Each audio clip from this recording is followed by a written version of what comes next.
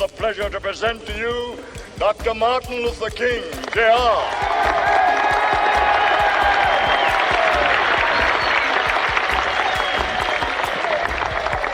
I am happy to join with you today in what will go down in history as the greatest demonstration for freedom in the history of our nation.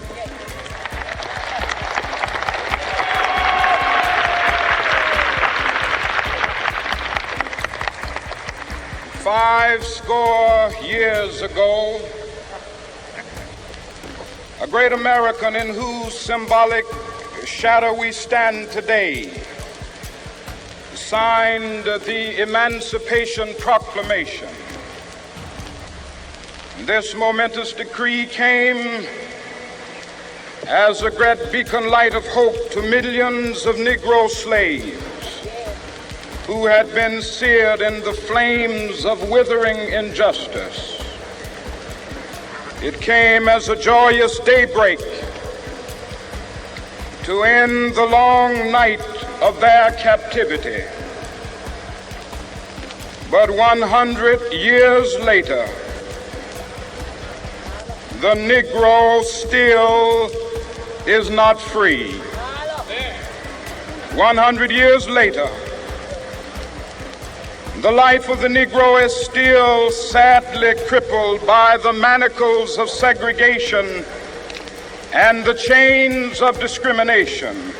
100 years later, the Negro lives on a lonely island of poverty. I have a dream that one day this nation will rise up and live out the true meaning of its creed. We hold these truths to be self-evident, that all men are created equal.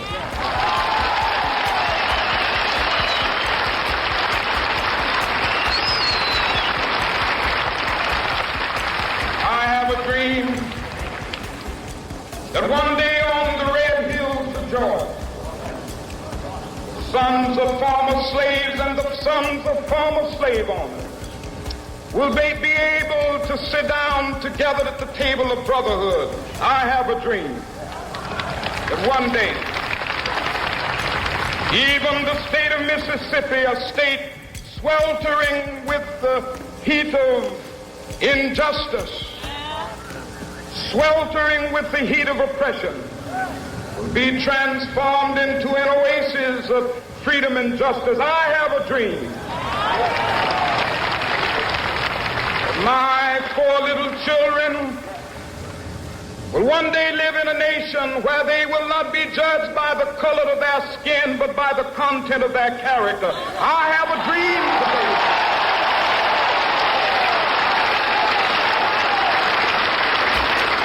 I have a dream that one day, down in Alabama, with its vicious racists, with its governor having his lips dripping with the words of interposition and nullification. One day right there in Alabama, little black boys and black girls will be able to join hands with little white boys and white girls as sisters and brothers. I have a dream today.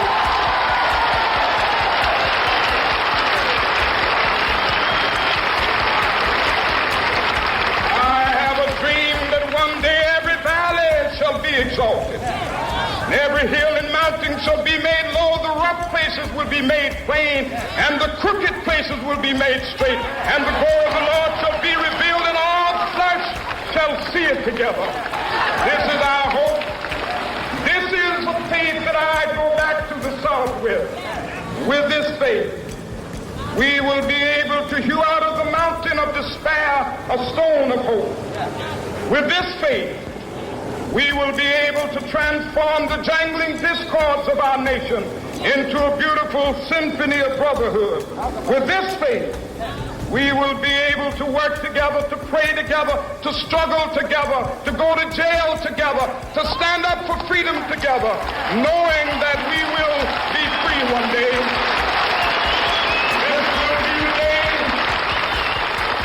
This will be the day when all of God to sing with new meaning, my country, tears of thee. Sweet land of liberty, of thee I sing. Land where my fathers died, land of the pilgrim's pride. From every mountainside, let freedom ring. And if America is to be a great nation, this must become true. And so let freedom ring. From the prodigious hilltops of New Hampshire, let freedom ring. From the mighty mountains of New York, let freedom ring. From the heightening Alleghenies of Pennsylvania, let freedom ring. From the snow-capped Rockies of Colorado, let freedom ring. From the curvaceous slopes of California. But not only that, let freedom ring from Stone Mountain of Georgia. Let freedom ring from Lookout Mountain of Tennessee. Let freedom ring from every hill and molehill of Mississippi, from every mountainside. Let freedom ring, and when we capital, when we allow freedom ring, when we let it ring from every village and every hamlet, from every state and every city, we will be able to speed up that day when all of God's children, black men and white men, Jews and Gentiles, Protestants and Catholics, will be able to join hands and sing in the words of the old Negro spiritual, free at last, free at last, thank God Almighty, we are free at last.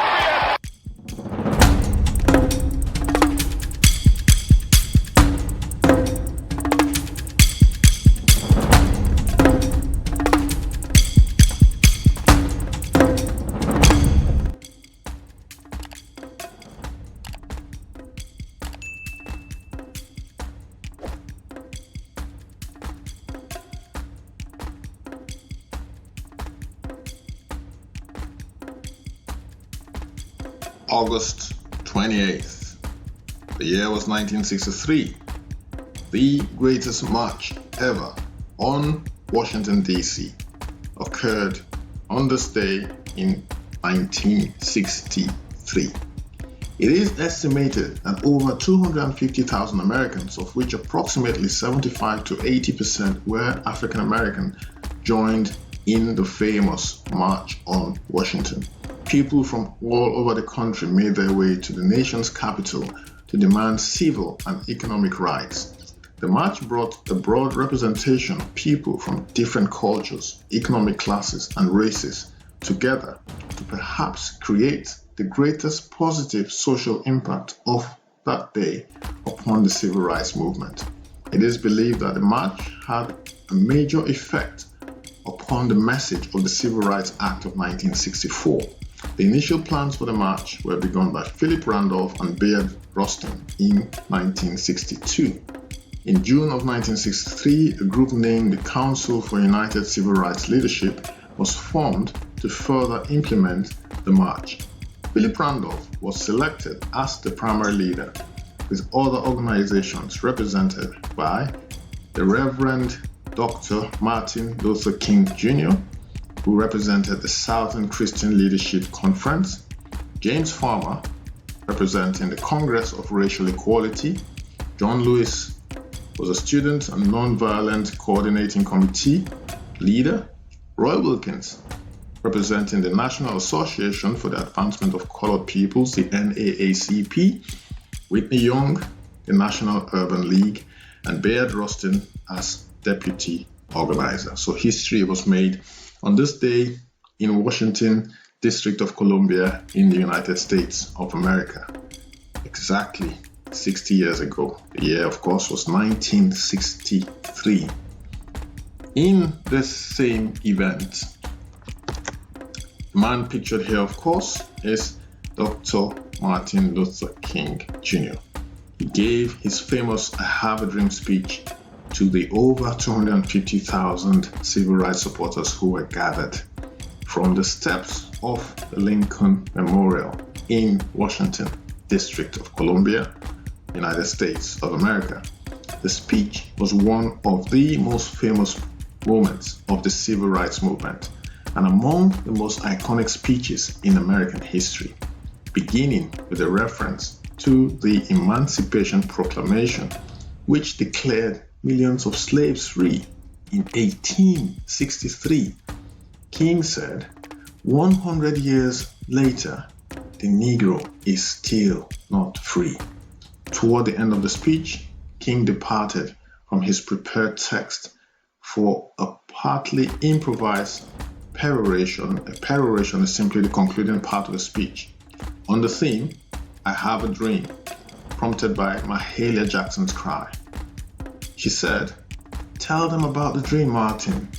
In this part of the speech, which most excited the listeners and has now become its most famous, King described his dreams of freedom and equality arising from a land of slavery and hatred. Among the most quoted lines of the speech were, "I have a dream that my 4 little children will one day live in a nation where they will not be judged by the color of their skin, but by the content of their character. I have a dream today." Fantastic day in African American history, in world history. The I Have a Dream speech was made, and this was a pivotal moment in human history, especially in regards to racial equality. You know, some of the things we enjoy today, some of the privileges we enjoy today as Africans, as African Americans, as British, blacks, as Asian Africans, Africans from South America, Africans from Australia, Aborigines, people of non-white people. Let's just put it that way. A lot of the privileges we enjoy today are because of what happened on this day. This was a pivotal moment in history. Yes, slavery had been officially abolished 100 years earlier, 1863, in America, but there were still a lot of things that needed to be done. Martin Luther King knew that 1963 was exactly 100 years later and nothing much had changed. This was a pivotal moment in American history and in world history.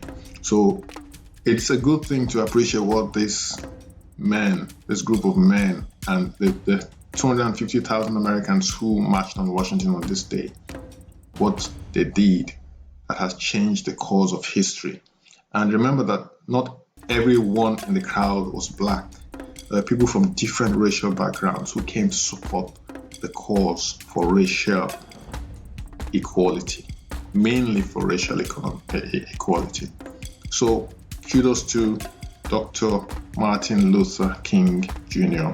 and his friends for organizing this march, which happened exactly 60 years ago on this day.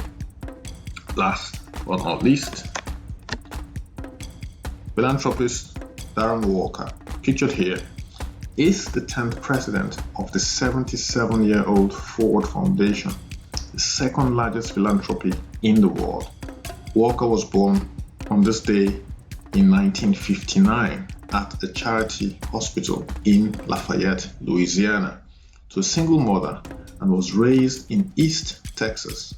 Prior to joining Ford, Darren Walker was the Rockefeller Foundation's vice president and worked in supporting innovations that sustained assets of the poor, built economic development, and created long-term strategies that addressed increasing global migration, movements, and urbanization.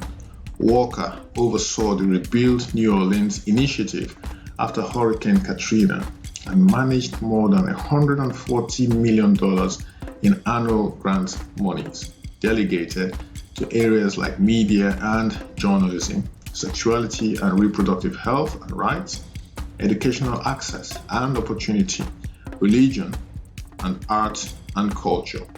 Before becoming vice president, he served as director of the foundation's Communities program, for which he oversaw a grant-making portfolio in excess of $25 million per year, money that created anti-poverty strategies, focusing specifically on sustainable community development, education, employment, and building democracy in the United States.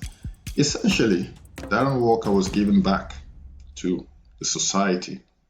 Remember that he was born to a single mother in a charity hospital, and now he is vice president of the Rockefeller Foundation, and then became the 10th president of the 77-year-old Ford Foundation. So they say one good turn deserves another. People talk about the virtuous cycle, which is a good cycle where you do good and others do good to you. Then of course there's a vicious cycle where people do bad to you and you revenge, which of course is not advisable, but the truth is that that's what most human beings do. You know, when bad is done to you, you want to revenge. It's only natural. It takes a man or woman of character to restrain his or herself and say, what this evil that's been done to me, I'm not gonna repay this evil back. You know, it takes character, and that's what would help keep peace in our world today. You know, not people reacting because someone has done them wrong. You know, most of the time you need to take a deep breath and think about what you're going to do before you do it, for the sake of peace. Okay guys, thanks for dropping by once again today to our brand new channel. If you're here for the second, third or fourth time and you haven't supported our channel yet by subscribing, it would be nice to do so to help our young fledgling channel grow. It will help the algorithm spread the video to other like-minded people. If you're here for the first time, thanks for dropping by. Thanks for checking out our channel. This is what we do here. We talk about African history, how it has affected us, the way forward, talk about the good, the bad, and the ugly. We have had some really bad leaders in Africa who have pulled the continent basically centuries behind. At some parts, so at some point in history, you know, these people pulled our continents even centuries back. I'd say we're probably a century behind the most developed part of the world today. But we need leaders. We need leaders who have foresight, who have a vision to propel Africa forward, you know, so that we can take our rightful place in the community of nations. Our people, African people, are very hardworking and enterprising. They're very intelligent. But our leaders are the problem. Yes, the followership is a problem as well. But leadership is the main problem in Africa. Leadership. We need to sort out our leadership so that we can move forward. Thanks for dropping by once again. Keep a date with us tomorrow, August 29th. Take care of yourselves. Bye-bye.